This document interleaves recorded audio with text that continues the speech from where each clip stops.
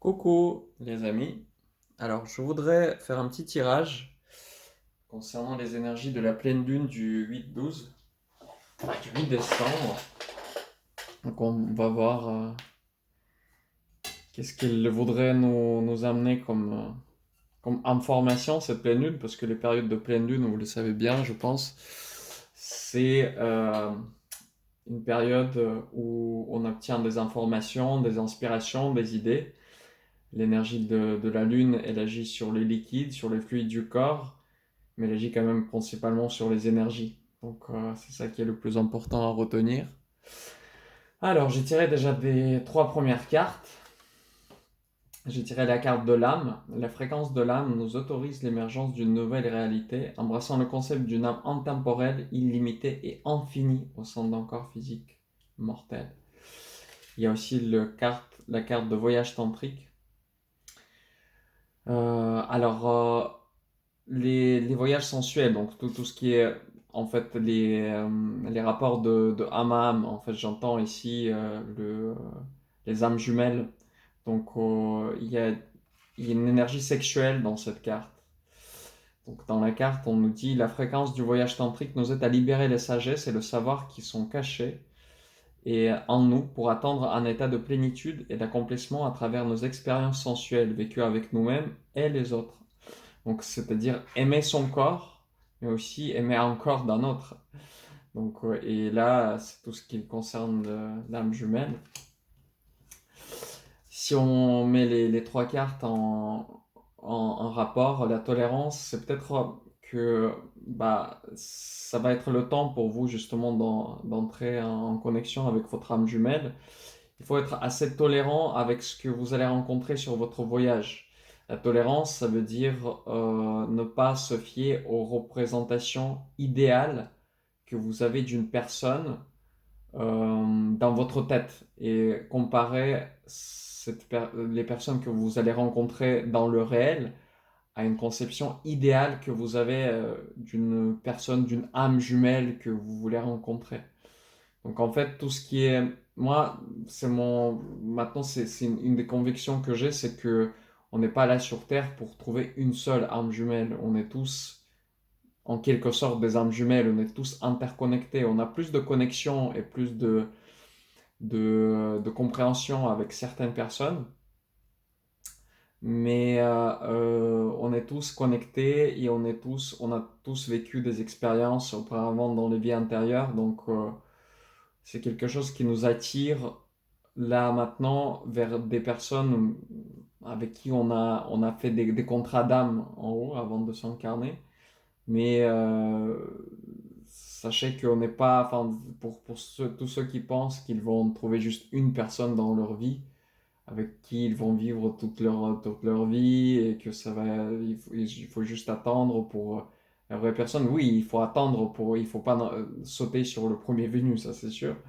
Mais il faut comprendre que on est là pour faire des expériences sur cette terre et il faut pas s'attarder sur une conception du ah oui, je vais juste rencontrer une seule personne et si ça va pas marcher avec cette personne, ça va être la catastrophe parce que je pourrais pas trouver une autre ou attendre toute une vie, une personne avec qui ça va se passer idéalement bien.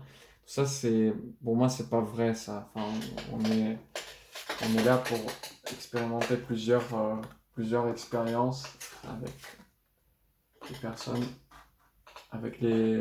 dans les relations, je veux dire. J'ai un peu du mal à parler aujourd'hui. C'est pas grave. Alors, j'ai pris ce tarot, le tarot le normand. Je ne le prends pas d'habitude, mais on va voir aussi s'il a des choses à nous dire par rapport à ça. Donc les énergies sont bien données quand même. Je vais tirer quelques cartes de ce tarot. Hop. Hop, il y a une carte qui tombe. Le roi des bâtons. Énergie masculine.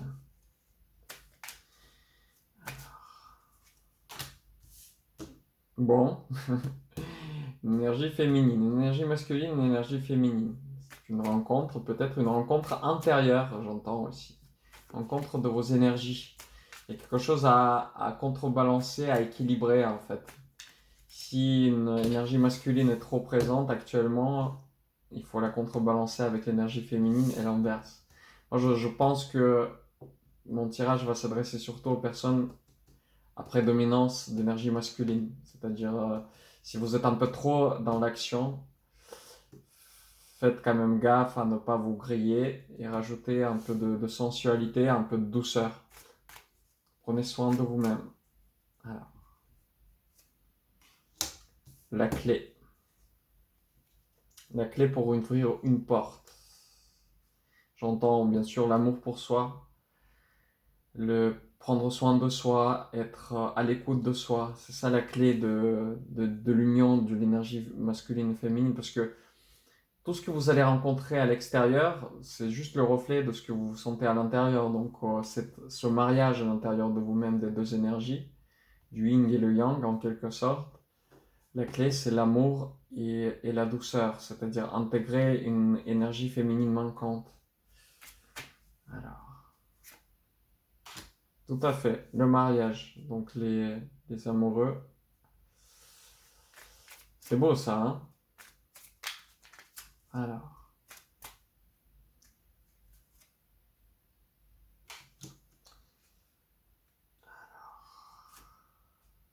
la tour, une explosion, une destruction.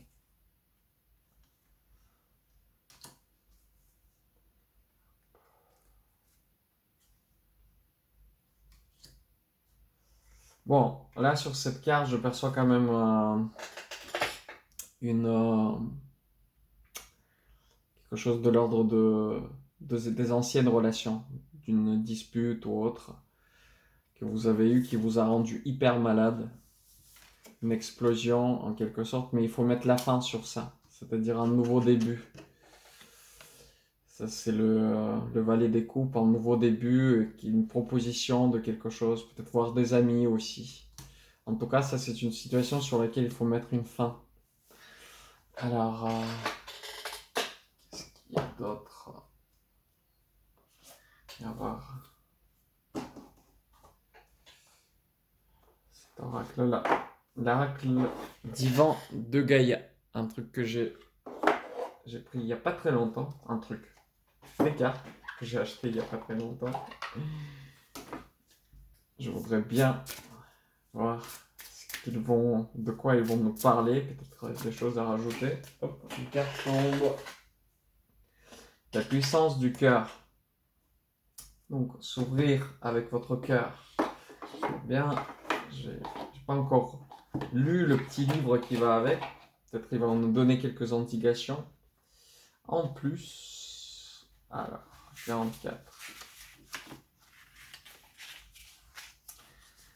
La puissance du cœur, j'accède à mon âme. En ce moment, je me reconstruis, j'ouvre mon cœur de nouveau et j'accepte enfin la guérison de tous les maux. La puissance du cœur, c'est l'univers de l'amour. Et ce qu'il y a de plus intense en ce monde, l'énergie d'amour est en moi et je répare aujourd'hui toutes mes blessures pour le grand bien de mon corps et de mon âme. Oui, ouverture du cœur. Et on nous parle des blessures. Regardez cette belle carte.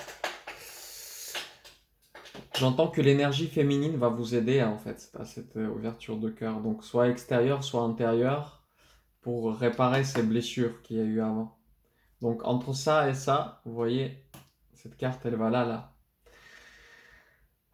Comment accéder à cette puissance, à cette ouverture du cœur? Quelques cartes supplémentaires avec l'oracle d'amour inconditionnel d'Aurore Rogière. C'est magnifique celui-là.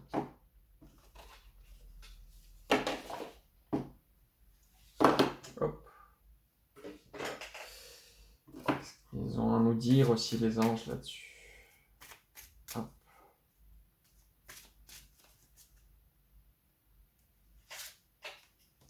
La sérénité. Le vide. Passer à une étape suivante. Ouais, vous êtes trop resté dans votre passé, j'imagine. Ce que j'entends, c'est, enfin, il faut faire le vide maintenant. Il faut faire le vide pour enclencher, pour pouvoir vivre ensuite des nouvelles émotions.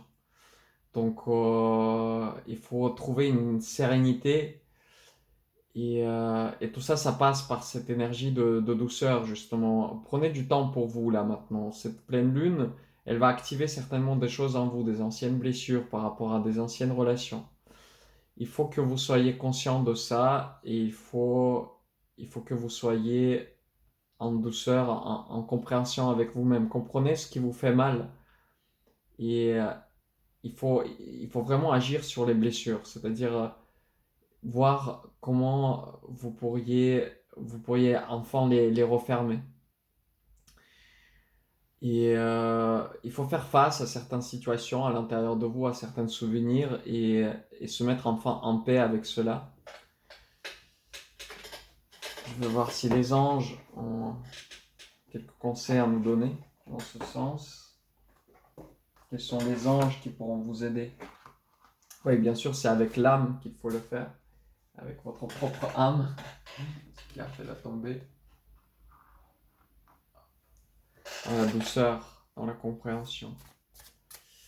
Alors,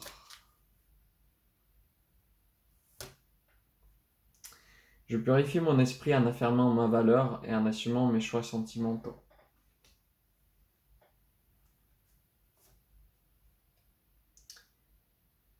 J'exprime ma spiritualité en étant simplement moi-même. Bon.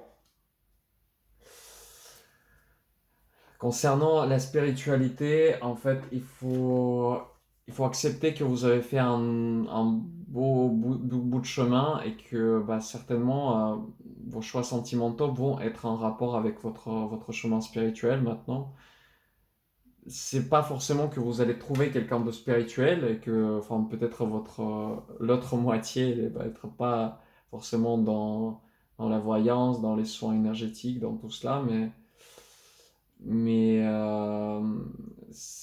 enfin, il faut quand même savoir que même les personnes, on va dire, dans le matériel, même purement athées, hein, ils peuvent être extrêmement gentils et être vraiment dans le cœur. Ça arrive. Et après, il y a des gens comme ça, ils sont quand même un peu agnostiques, c'est-à-dire ils croient à des choses, mais ils savent pas en quoi ils croient. Donc, il faut juste faire le tri à l'intérieur de vous et se dire, bah, la personne que je vais rencontrer, ça va être une personne qui va être au même niveau d'élévation spirituelle que moi. Elle n'aura pas forcément les mêmes points de vue que vous, mais elle aura le, le même niveau d'ouverture de cœur. Ça, c'est sûr et certain. C'est-à-dire que vous pourriez... Enfin, vous allez voir à l'extérieur ce que vous avez à l'intérieur. Peut-être que ce serait une personne avec une ouverture de cœur moins grande ou plus grande que vous, mais je sens que vous allez recevoir ce que vous avez à l'intérieur de vous. C'est le plus, c'est l'évolution la plus probable des choses. C'est-à-dire que là, vous allez vraiment recevoir beaucoup d'effets miroirs. Et donc tout passe actuellement par l'entente de ce que vous avez dans le cœur. La sérénité, c'est important, et faire le vide à l'intérieur de vous, c'est important. Donc le mois de décembre, c'est la possibilité de passer à une nouvelle étape et de faire ce mariage à l'intérieur de vous. Une belle ouverture. Bon, je vous souhaite un très bon passage en mois de décembre, une très belle pleine lune, et je vous embrasse. Ciao.